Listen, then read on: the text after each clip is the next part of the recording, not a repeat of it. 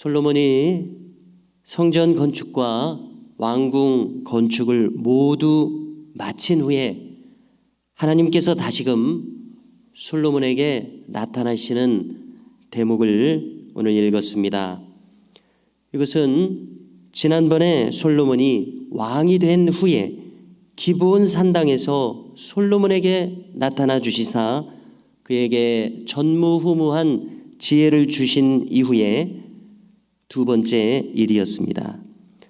먼저 하나님께서는 이 성전 봉헌식을 통해서 솔로몬이 선포했던 모든 봉헌사, 그가 아뢰었던 모든 기도와 간구를 들었노라고 하시면서 장차 이 성전을 통하여 어떻게 행하여 주실 것인가에 대해서 말씀해 주십니다. 하나님께서는 이 성전을 거룩하게 성별할 것이라고 먼저 말씀하십니다. 그래서 영원토록 그분의 이름을 이 성전에 둘 것이다. 그리고 이 표현을 잘 들어보십시오. 그분의 눈길과 마음이 항상 이 성전에 있으리라. 이렇게 말씀하십니다. 참으로 듣는 이로서는 감격에 겨운 말씀이 아닐 수 없습니다. 하나님의 이름을 이곳에 영원히 두신다니요. 얼마나 직접 들었을 때에 영광스럽고 감사한 일이겠습니까? 그리고 하나님의 눈길과 마음이 항상 이곳에 있겠다고 하시니 이 얼마나 아름다운 표현이기도 합니다. 얼마나 놀라운 그런 말씀을 듣고 있습니까? 자, 성전에 대해서 이렇게 말씀하신 바를 우리 자신에 대해서도 말씀하셨다고 가정해 보십시오. 만일 하나님께서 우리에게도 언제나 그분의 눈길과 마음을 두신다고 하신다면 얼마나 놀라운 일입니까? 이것은 영광스러운 일이요 감사한 일입니다. 그리고 과연 이것이 성도다운 삶의 부르심이 이것이겠구나 이렇게 깨닫게 됩니다. 하나님께서 천지를 창조하시고 에덴 동산을 두사 사람을 만드신 다음에 원하신 바가 무엇이셨겠습니까? 아담과 하와와 영원토록 동행하며 그 마음을 나누시고 기뻐하시기를 원하셨음을 우리가 알 수 있습니다. 인간을 지으신 목적은 이와 같습니다. 아담의 후예들인 우리들에 대해서도 마찬가지 아니겠습니까? 하나님은 우리와 교통하기를 원하시고 마음을 나누기 원하시고 우리가 순종하는 바를 보실 때에 기뻐하시며 영광을 받으시기를 원하시는 것은 똑같음을 우리는 어렵지 않게 깨달을 수 있습니다. 그러므로 우리는 이와 같은 하나님의 뜻을 잘 받들어서 언제나 하나님은 나에게 눈길을 두고 계시는구나, 나에게 마음을 두고 계시는구나, 나와 교제하기를 원하심을 염두에 두며 매일의 삶을 살아갈 수 있기를 주의 이름으로 축복합니다. 그런데 이와 같은 아름다운 삶은 언제나 조건적입니다. 그래서 하나님은 솔로몬에게 말씀하십니다. 4절 이하를 다시금 들어보십시오.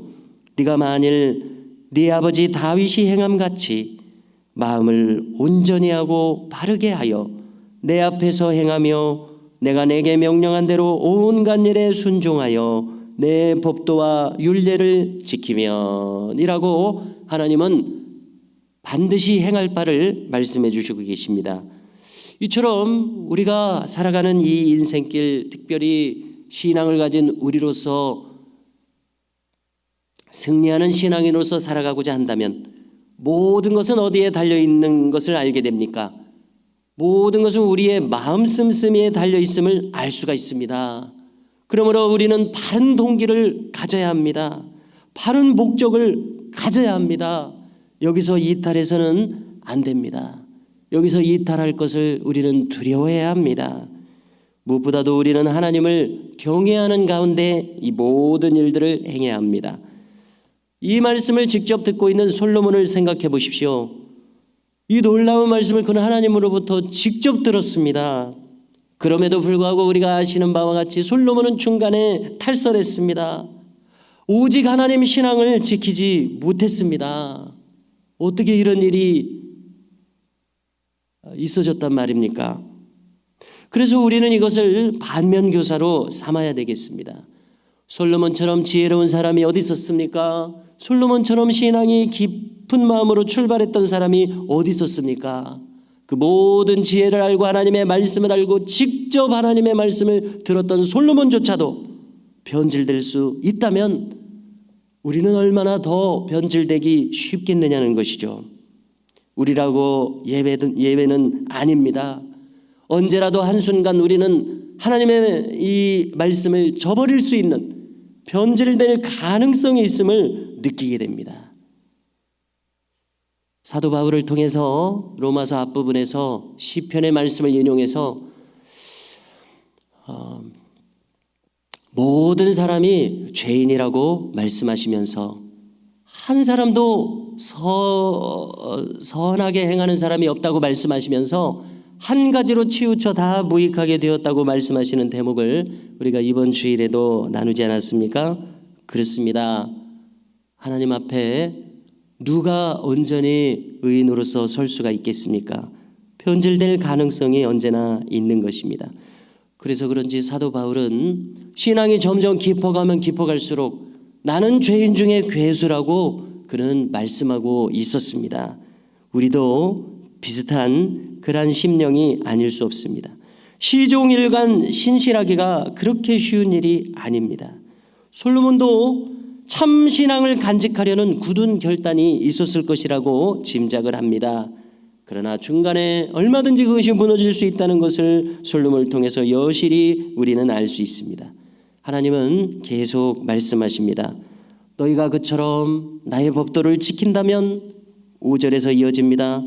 내가 네 아버지 다윗에게 말하기를 이스라엘의 왕위에 오를 사람이 내게서 끊어지지 아니하리라 한대로 내 이스라엘의 왕위를 영원히 견고하게 하려니와 만일 너희나 너희의 자손이 아주 돌아서서 나를 따르지 아니하며 내가 너희 앞에 둔 나의 계명과 법도를 지키지 아니하고 가서 다른 신을 섬겨 그것을 경배하면 내가 이스라엘을 내가 그들에게 준 땅에서 끊어버릴 것이요.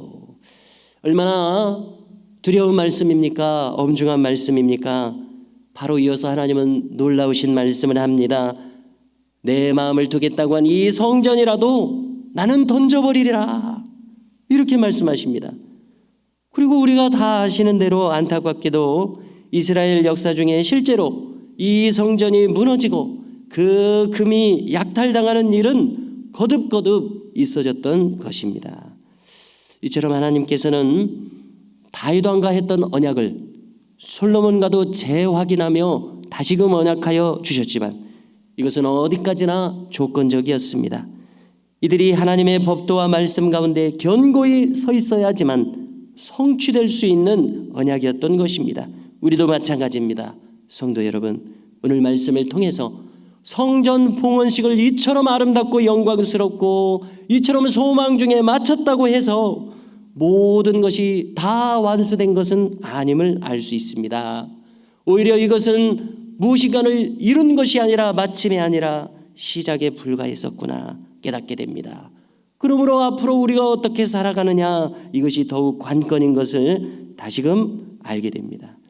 이것을 우리 자신에게 적용해 봐야 되겠습니다. 우리가 주님과 동행하고 그분의 영육간에 예비하신 축복 가운데서 살아가고자 할진대 우리의 할 바는 무엇입니까?